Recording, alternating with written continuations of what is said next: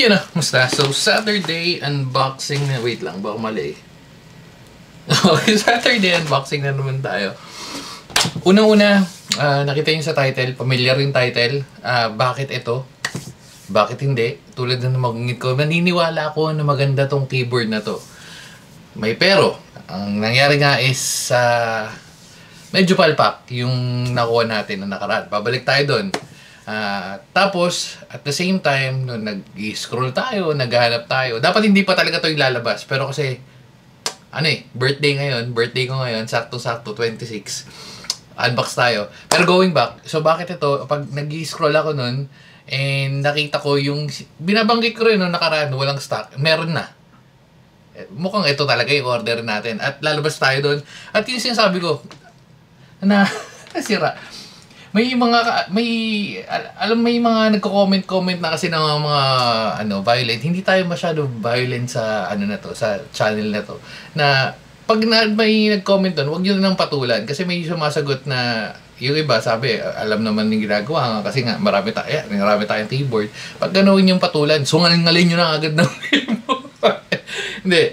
Yun nga, huwag yun ang patulan kasi medyo may mga toxic talaga. Pag minsan, mga gano'n naman, inaaya ko na lang. Kaya, wala lang. Para, at least, lang tayo. Uy, may punit. Pero, okay lang.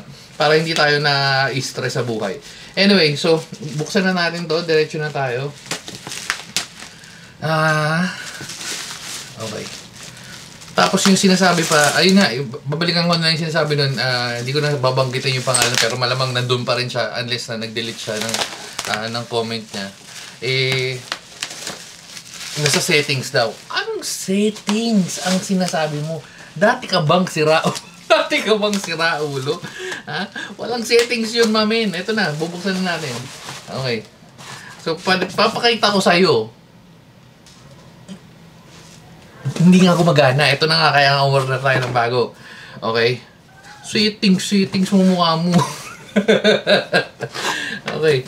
Yan. So, T98 to, di ba? T98, yan. Na-unbox na nga natin to nakaraan. Babalikan lang natin. Sana maganda yung itsura. And expect ko na lang yung itsura. Hindi ko matandaan yung switch nung nakaraan. Ang hinabol ko dito yung parang jelly looks. No? So, alright, let's do this shit. Open na natin. Yan. Okay. So, ito pa rin yung dati, pero hindi ko pala napakita. Ito na lang, post yun na lang. So, just in case may mawala sa inyo, ay yung sinasabi, babalikan ko pala yung naalala ko. Sinasabi niya, na dual system. Dual system, Windows tsaka Mac lang yun. Halatang hindi pinanood yung video kasi nagka-caps lock. Iba yung caps lock sa iba yung Pinoy pindot. Pero, ayan. So, Chinese yan. Pero ito lang naman yung kailangan. Okay.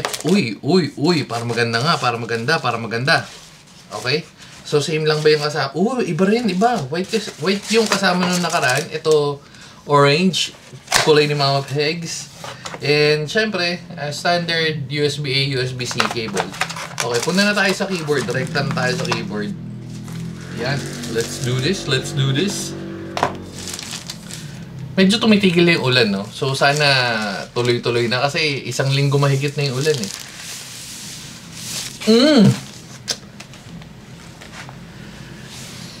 Sakto lang. Iba yung ina-expect kong itsura niya sa personal versus sa... Pero mas maganda to.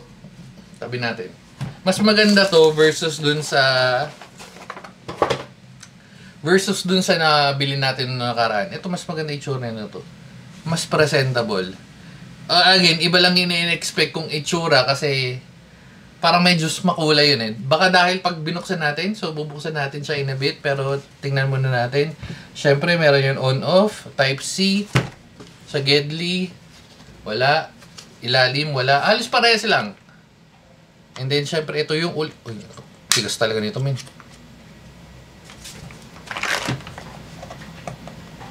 Paggupit lang natin ng kuko, eh. Ayun. Medyo matigas, pero okay lang kasi hindi nga magnetic tong part na to. Ayan, disuksok lang. Ayan, so, hindi nga magnetic. Hindi, parang magnet. Hindi. Wala, hindi magnet. Hindi sumasabit, eh. Yun, okay. And, sarado natin yan. Click, wala. Click, wala. Okay, so yun naman, malinaw sa lahat. T98. Pupunta na tayo dito sa part na to. Type, sound check. Di ba ang ganda eh, oh?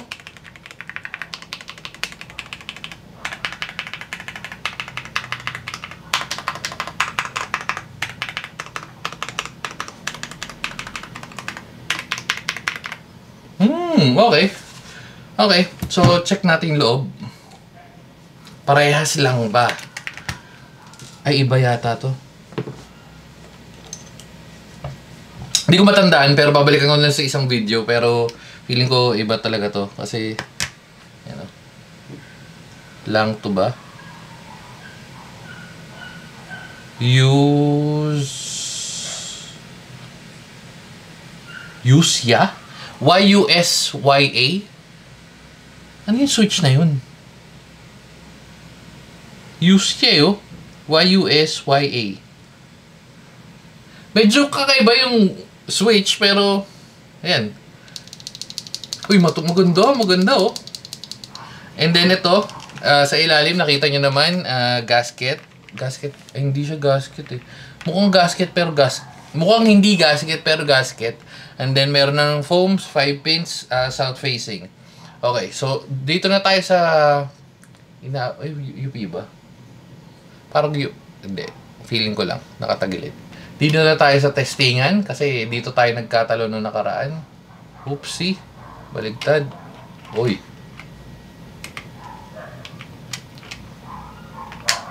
Alright.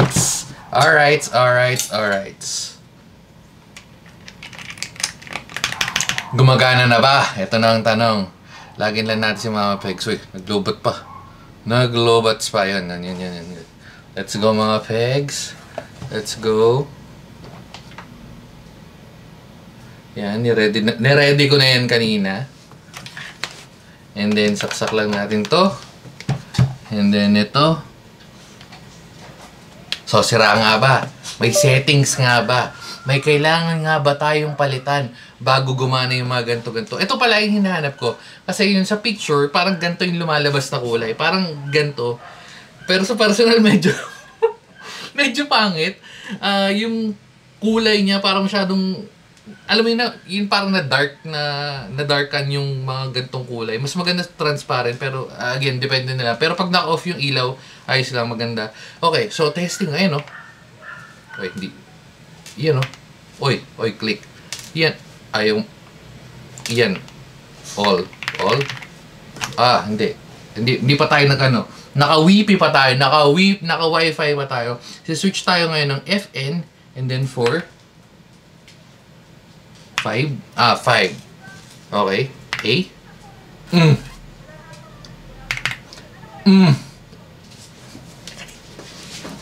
May setting ba? May setting? Wala nga setting. Sira nga yung keyboard na yun. Dating sira ulo eh. Okay. So yan. Wala na tayong ginawang settings. Kasi ang makikita nyo naman, kaya doon sa iba, huwag nyo lang pagbabatulan. Maniwala na lang. Mahigit 100 keyboard na yan, min. O yan. Pero ito nga, FN5 for wired, 4 for dongle, 1, 2, 3 for Bluetooth, which is standard. Tapos ito yung, ayan, charging, Windows and Mac, FN and then S. Hindi ko matandaan eh. Pero yan, FNS yun malamang. FNA or FNS. Pero yan, balik na tayo dito for testing. Nandun naman sa manual na ito na, babalikan na lang natin para pakita ko na rin sa inyo. Windows and Mac.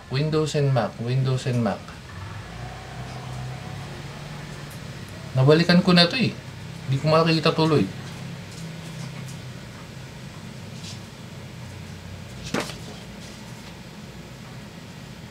Windows. May nakita akong Windows.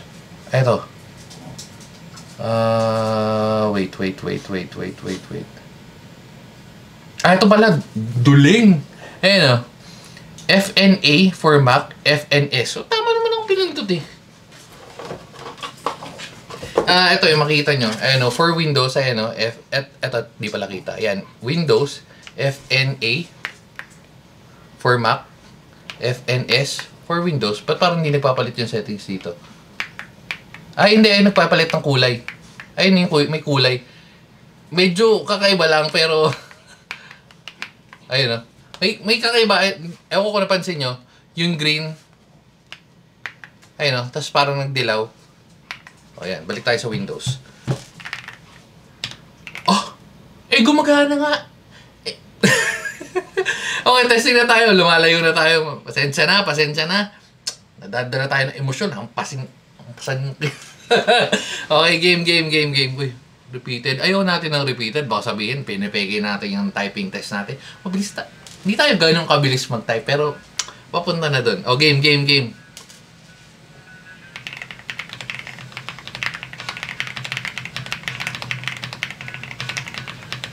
Uy, mali.